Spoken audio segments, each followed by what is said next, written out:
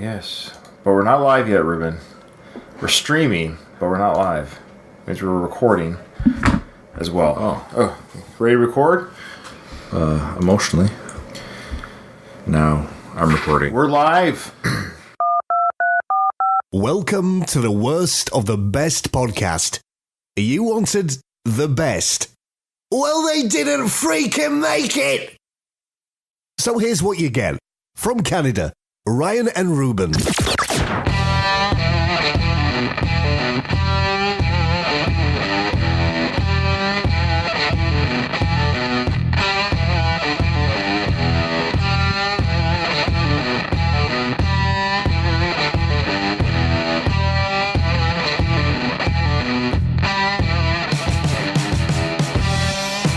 Welcome to the worst... Wait, are we live? Just wait. Okay. Oh, there we go. Okay, welcome to the worst of the best podcast. I am your host, Ryan, and with me, as always, for this podcast is my brother, Ruben. Good day. Good day, mate. So I shouldn't do that anymore. Have you done Good Day, Mate before? As you know, I do all the editing for these podcasts and listen to the actual show after it's edited. And for whatever reason, I've done the Good Day, Mate on this particular podcast. Probably that's the third time, which is 3 times too many. I wonder why that is. I don't know. But good day, Ruben. How are you? Good evening, actually. Good evening, yes. It's 7:15, beautiful April day. And let's get down to it. We've got a really exciting topic today. Today we are going to be choosing the worst from the best top 10 replacement lead singers. Yes. Ruben, you and I have been big music fans. Huge music fans. And some of these bands, if not, I would say 70% of these bands you and I legitimately enjoy, that we're about to go over. Some of them we're not very, at least I wasn't as familiar with some of the early singers from bands that are popular, but some of the early days. Mm-hmm. When you think of a band, no matter how good the other musicians are, do you find yourself just watching the lead singer? You have to watch the lead singer. Why is that? I don't know. You're the focal point. Well, they're often referred to as the front man. Sure, yeah. Or front woman. Front person. Person in the front. But it's weird how much emphasis we put on the singing. The singing ties it all together. It does. It ties it all together. Now, the reason why I got the idea for this episode, I was reading an interview with, I can't even think of his name, John Corabi. John Corabi from, one of the replacement singers, the one and only replacement singer that Motley Crue ever had. Yeah. Yeah, I always kind of felt bad for him. Yeah. But after reading it, I didn't feel bad for him. What do you mean? It's the high point of his career. Yeah, he loves that he did that. Yeah. Yeah, fair enough. Yeah, he's like, I'm the other singer for Motley Crue. There's only 2 singers, me and Vince. And he was with the band for years. Yeah, he was with them for a little bit. In fact, he was recording. Like for 5 years, I think. He actually was in the studio recording their Generation Swine album. He was originally going to sing that on that album. Oh, boy. Yeah, so... But if I could spend 5 years being like the singer for Guns N' Roses... Sure. You know what I mean? I guess Scott Weiland kind of was. Yeah, that's a deep cut for any of our GNR fans that know about the Velvet Revolver. So imagine the Rolling Stones without Mick Jagger. You know, I might listen to them more. Okay. How about Led Zeppelin without Robert Plant? I would care less. Well, we have Greta Van Fleet. Who? Yeah, The Who with Roger Daltrey. These are the kind of these bigger, older bands that have been around, and they're all... You couldn't have a different kind of lead singer. Sure. Let's go into number 10. So I think they've kind of placed an order of... Wow, I didn't even think of this one. So I think the order that this list, this is coming from VH1, I think their criteria when I went through the list was kind of a combination. How big is the band? Sure. Because there's been thousands of bands that have had lead singer changes.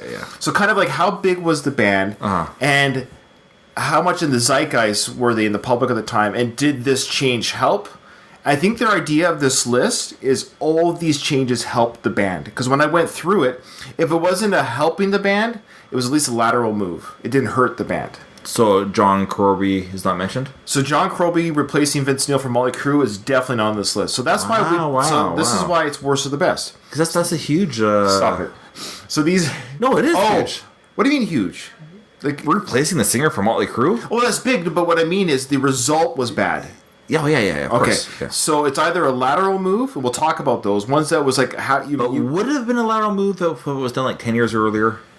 I don't know. It would have been worse because they were in their peak, and I think that John Corabi, as good of a singer and as an artist actually that he is, and people that know him, if anyone actually listening to this podcast knows who John Corabi, he's actually a talented musician and performer. But it's like putting a round peg into a square hole that it just didn't fit the band's persona, their party atmosphere, and this Vince Neil was the face of the band. So that being said, let's get right into it. So we go into Faith No More. And Faith No More. I think you and I should do a Faith No More episode one day. Yeah, that'd be a good one. Is the name of the band? I'm not saying this to my wife. Faith No More. Oh, yes. Name it Faith No More. Yeah, if you ever left your wife, you could just say Faith No More. Yeah. Or if she's irritating you, you could say Faith No More. Or would that work? Or trying to give you more food, and I'm stuffed. Okay, that's probably the safest one. Faith No More food. Okay. So Faith No More is and still, but was a highly popular band in the 90s. They still remain a fan cult favorite. They don't have the following that they used to have just because times change, but people that are Faith No More fans today, such as ourselves, if they were playing, they were playing locally, we'd go see them. Oh yeah, absolutely. Yeah. So that being said, they actually had an original singer, and this singer, Chuck Mosley, was on their first 2 albums. And when you and I listened... 2 albums, That's crazy. So when you and I started listening to Faith No More, of course, during their big... Epic was the big hit that we, like everyone, that's the one we got introduced by them. Yeah. I don't want to spoil our future show probably with these guys, but it's... Epic is not a song I listen to anymore, is what I'm saying. But it was the song that introduced us, but I moved on from Epic. But that being said, when we found out, wait a minute, because this is before the internet. Yeah. We're like, oh, there was another singer? That's how you get away with it. Yeah, I guess so. So let's check out. So how we're going to do this criteria, ladies and gentlemen, is I've queued together some video clips, and I've made sure they're all live performances. Some of the quality isn't that great, and I apologize for that. I forgive you. But what I did for Faith No More, I actually took Chuck Mosley performing live one of his songs, and then I contrast that with Mike Patton singing Chuck Mosley's song live. Okay. Just to give you an idea. So basically, did Mike Patton... Was his replacement better for the band? Well, yes, it was. So what our criteria will be, Ruben, is which of the replacements, all these replacements in this top 10 list, helped the band, or was at least a lateral move? Which one do we think is just the worst replacement? Sure. That's how okay. So we're not really arguing that any of these replacements hurt the bands. And so now just give me a second for those who are watching live. I just got to find my multitude of tabs where the Faith No More is. Because it's here. There it is. Okay. Here's a live recording of Chuck Mosley, 1987, so the quality's not that great, singing the song Spirit. And just a little bit of it, of course.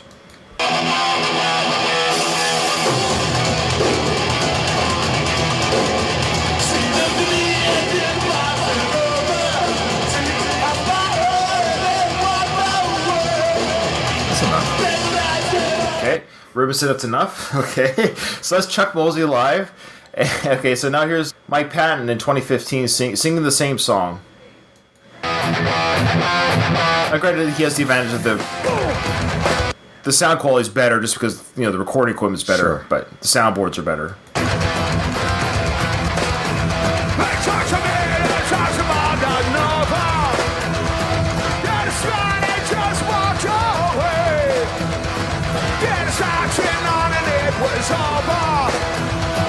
So Mike Patton is just an incredible vocalist, and his energy that he brings to the stage and everything is just... and Chuck Mosley, rest in peace, by the way, he won't be doing any more tours with the band. Mike Patton, when he replaced Chuck Mosley, I think it was a good replacement.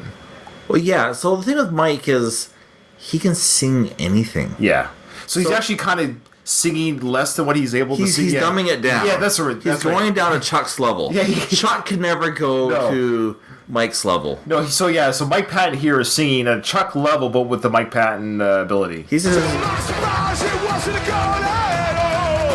And of course, people in their own time, you can see this guy can sing a wide range, but so he takes the Chuck song and betters it, but just the nature of the song can't be much better. Sure. Yeah. Okay. All right. So let's go to our next band, ROE Speedwagon. So Kevin Cronin. This is kind of interesting. He's the singer that replaced Terry Ruttrell and Mike Murphy. So they had 2 singers before Kevin Cronin. But this is the weird thing. Their first album was Terry Ruttrell. Their second album was Kevin Cronin. He left the band due to creative differences. Then they replaced Kevin with Mike Murphy. And then Mike Murphy was replaced back with Kevin again for their 4th album. Weird. Yeah. So here is a little version of... They're lucky. Yeah. Seriously, like when I say they, I mean the other musicians. Oh, what do you mean? Explain. Well, everything is lynched on who the singer is. Like, if they put out an instrumental album, nobody would listen to it. Right. So they're lucky that they still have careers of, like, flip-flopping with all those singers. So we'll talk about the first singers. The first singer's... what's his name? It's... Terry. Yeah, Terry Luttrell. So here's the live version. 157 Riverside Avenue, live, REO Speedwagon.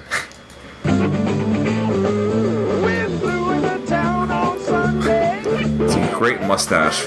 If you're watching this live, this man is carrying what can only be described as the fuzziest, fullest mustache you've ever seen. Okay, so there's the first singer for REO Speedwagon, and he never came back. That's Terry. Okay, then he was replaced by Kevin, but we won't go to him right now.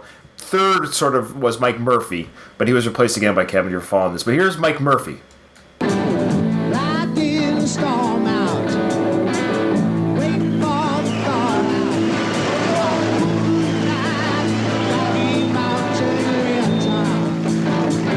And Mike Murphy's got a huge, like, Wizard of Oz, the lion mane. Yes. I was trying to... It's a force, the hair. Yeah. So that's for the storm called... that's the song called Riding the Storm Out. It was actually a very big hit with the Mike Murphy-led REO Speedwagon. But then Kevin came back, and he's got his own full set of hair here if you're watching this live with us. But here we go. And I love this song.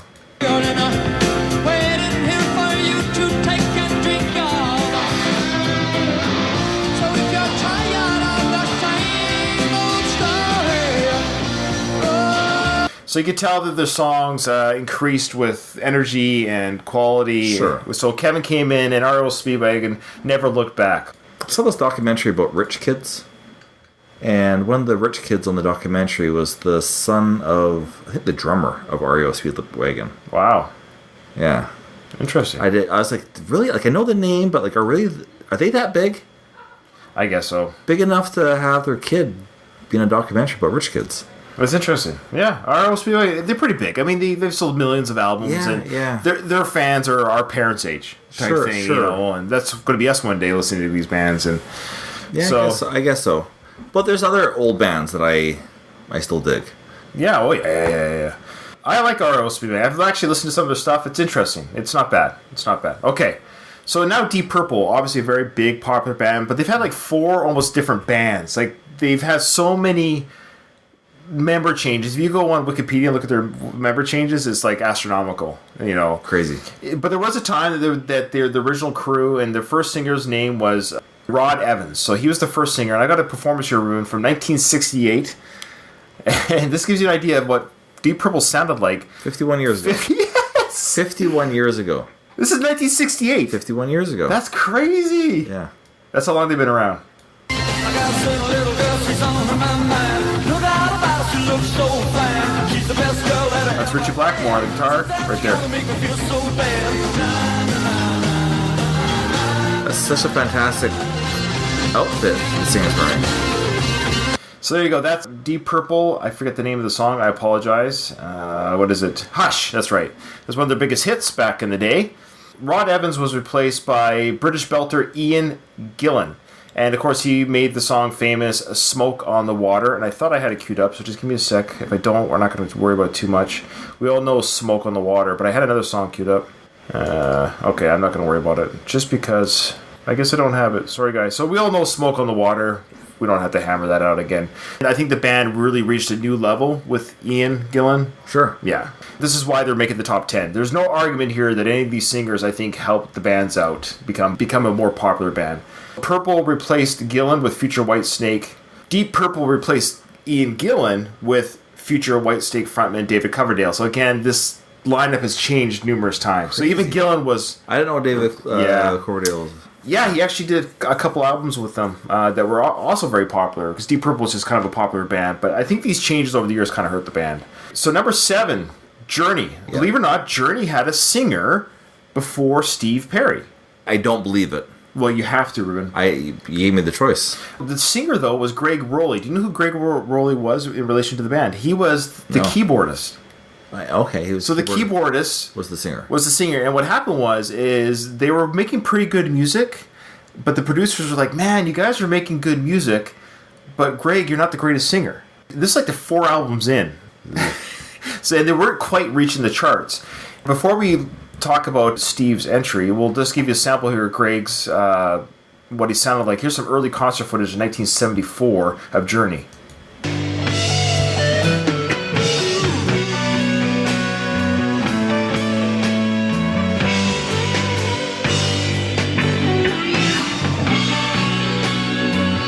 Wow. Yeah, wait, I thought I had him so here. So here's the keyboardist singing.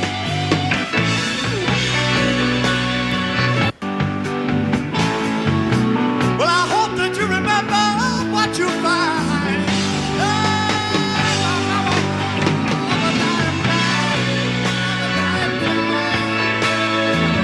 So you even got that little sample there of Greg's singing abilities. Not very strong.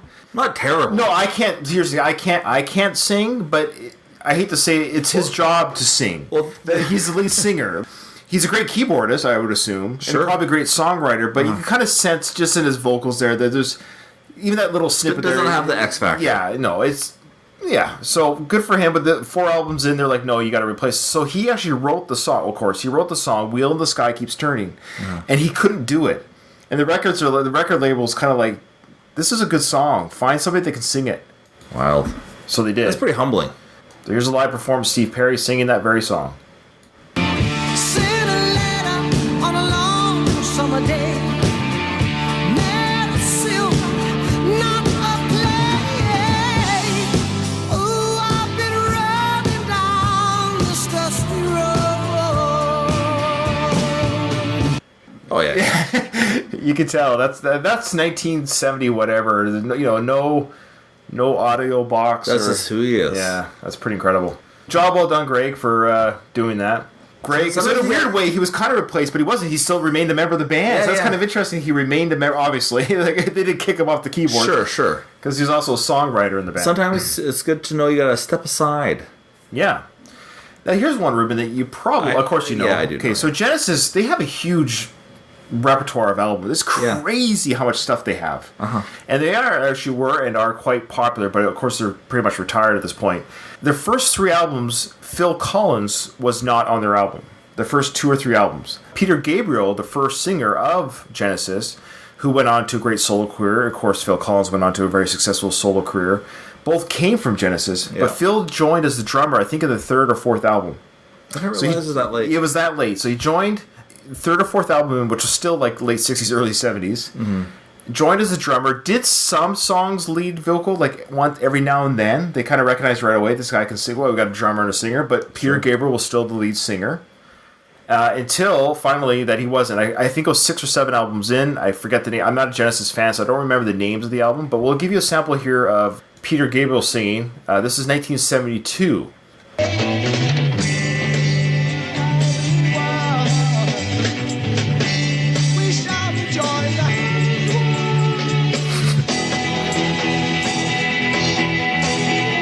Wow.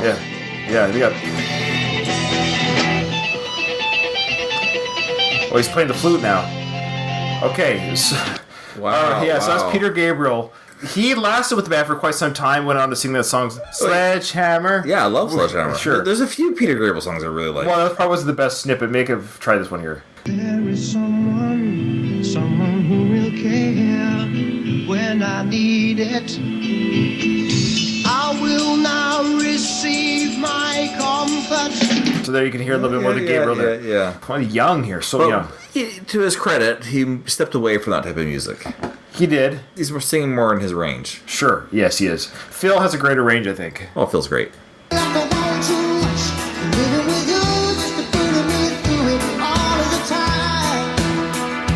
love Phil Collins. Yeah.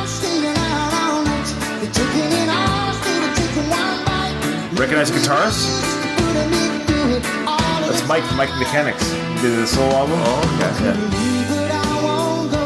So there's Phil singing live. Sounds great. That's the Wembley Stadium concert in 1987. Obviously a great replacement. This was another one of those moves where it benefited the band. Again, that's why it's on the list. Number 6. Yeah. Side note. Yeah. I dated somebody who went to high school with Phil's son. Wow. Yeah. Speaking of rich kids. Yeah. He had a home on Salt Spring Island. Oh, wow. Yeah. Interesting. So when we were growing up, Phil Collins was on Salt Spring Island. Now, Ruben, are you familiar with Pantera? I'm not that familiar with them. Of course, No. I know who they are. I know some of their... But their first singer was Terry Glaze. But what I know from Pantera is their first couple albums, they were kind of like very hair metal kind of albums. Oh, okay. And then when they got their new singer, Phil... I'm sorry, I'm going to say it wrong here because I've only seen it in print. I've never said it out loud.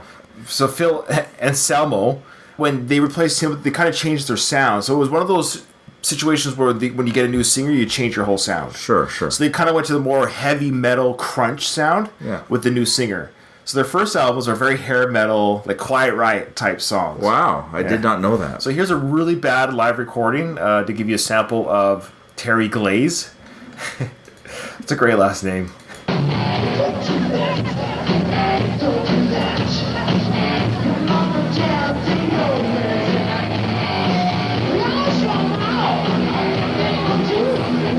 Where did he get those outfits? Yeah.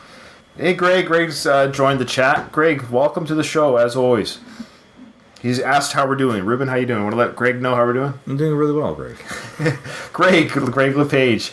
The Page. So that's Pantera with the first singer, Terry Glaze, and then they... What's Terry Glaze up to these days? I'm sure on YouTube you can find out. He's been interviewed a few times, I saw. Okay, then we got Cowboys from Hell was their big hit from Pantera. This is live in Moscow in 91. Do you remember that show? Yeah.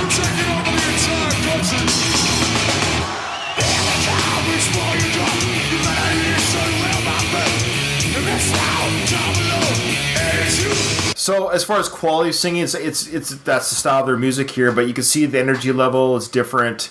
The crowd's into it. The sound is actually completely different. So again, this replaces why they've rated this number 5. It took this band from a kind of a cheesy hair metal band to a band that was respected by many people and influenced a lot of other bands. They got their fan base. Yeah, absolutely. Ruben, we're getting into the high numbers here. Number 4. So Ronnie James Dio replaced Ozzy Osbourne for Black Sabbath. 1980. Sabbath in the 70s were obviously they influenced all of metal. Yeah. They created heavy metal. Black Sabbath is the creators of a lot of the music that you and I enjoyed as teenagers until this day. Ozzy left and had a very, very successful solo career. But Black Sabbath continued with Ronnie James Dio. Sure. Any thoughts on Dio before we play it, Rue? Pick of Destiny. Yeah. Isn't he on that show? Yeah, he's in Pick of Destiny. He's also R.I.P. to James Dio. He's up there with Chuck Mosley. Yeah, Chuck Mosley and Dio are together in heaven. Yeah, or hell, heaven or hell, heaven and hell. Black Sabbath. So here's Dio singing some live Heaven and Hell.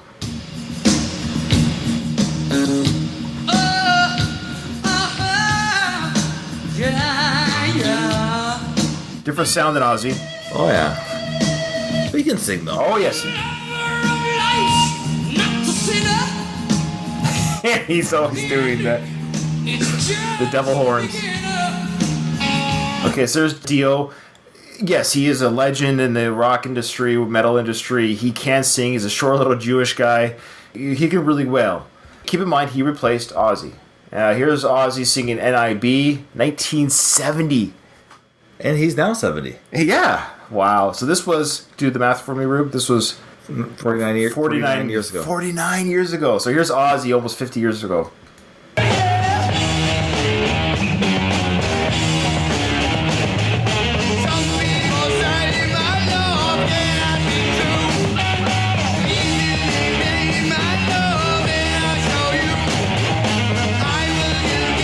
He has no idea where he is right now. Oh, poor Ozzy. I love him. Who doesn't love Ozzy? Yeah, hope he gets better. Yeah, for sure. So keep in mind, I actually showed those videos in the wrong order. I should have shown Ozzy first because Dio replaced Ozzy. My apologies. So Ronnie's a better singer. Ozzy's a better frontman with a more distinctive voice that I'd rather listen to. Okay. Do you know what I mean? Yeah, I agree. I totally agree. So now we're getting to some of the bands that you and I really truly listened to as teenagers. We all remember the day that Van Halen replaced David Lee Roth, founding singer, well, not founding member, but the first singer of Van Halen, did all their hits from 1979 to 1983 with the 1984 album. Hugely successful band. So first, let's get a sample of David Lee Roth live with Van Halen singing the song Unchained. This is at the Oakland Coliseum. Get there from here, baby. And I don't care how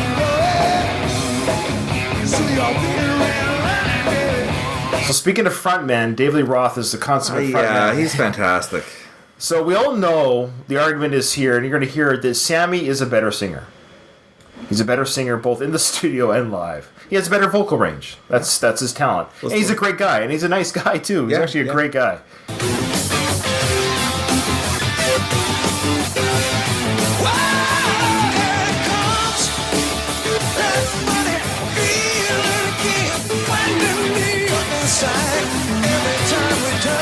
I love the 80s.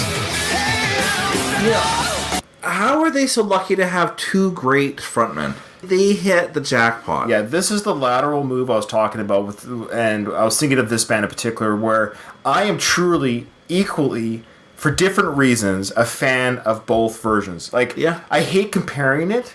I've seen David Lee Roth with Van Halen live twice now. I've not seen Sammy live with Van Halen. Yeah, well... No, not with Van Halen. Okay. No, our brother Jason has. Didn't you come with us when we saw...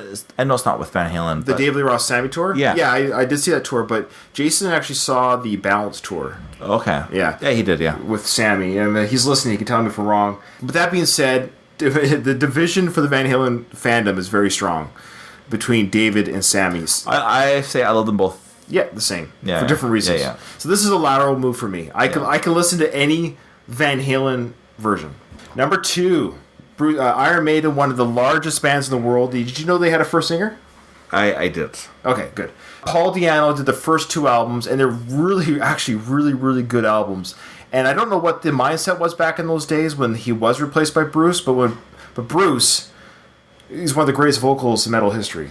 Oh, yeah. So let's give you a little sample here of Paul Di'Anno. So Paul Di'Anno is not the same level of singer as Bruce, but he still was a fun frontman for Iron Maiden. So here's an early performance, 1981.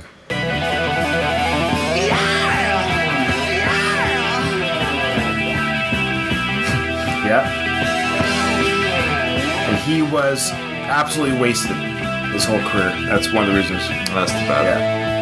I thought I was going to get some singing here, sorry. We got some yaws in there. Yeah, there we go. It's the founding member with the bassist. Come on, where's the singing? Sorry, guys. I thought I had it queued up. Looks like he's doing like a heavy metal Elvis impersonation. Yeah, yes.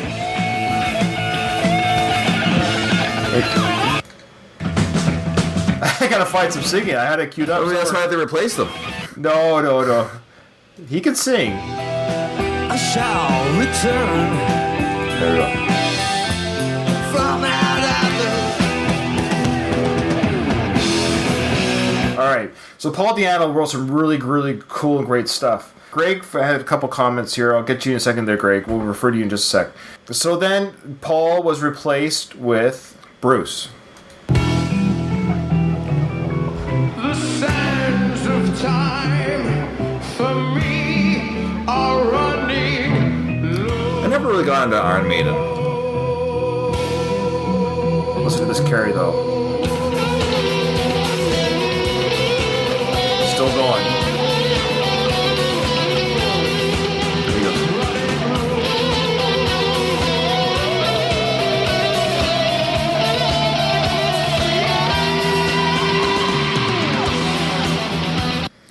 Bruce is awesome.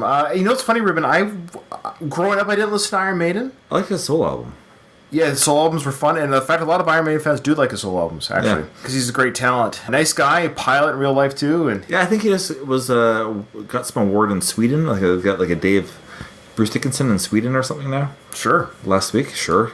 He's beloved. he is. He really is. He flew the band around 10 years ago on their own jet. Yeah. You single and over 40, Rube? There's an No. advertisement. Okay. No, Okay. like yes and no, or no and yes. I Yeah, should say. yeah. I am over 40, but if I go to the site, I'll be single.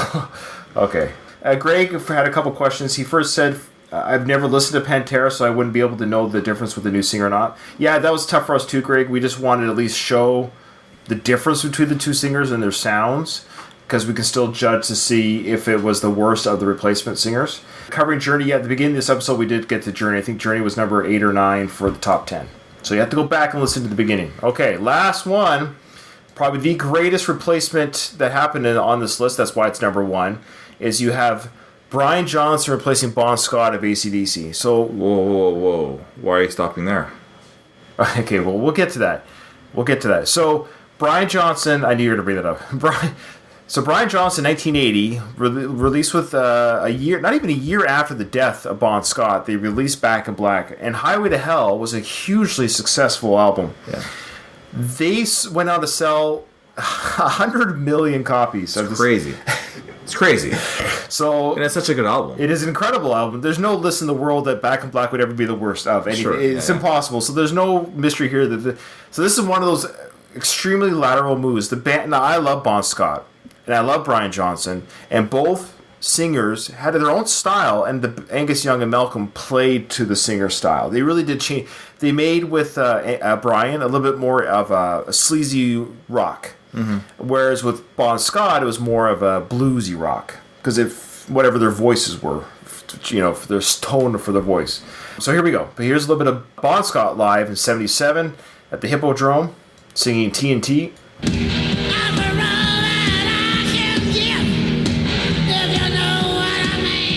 I do.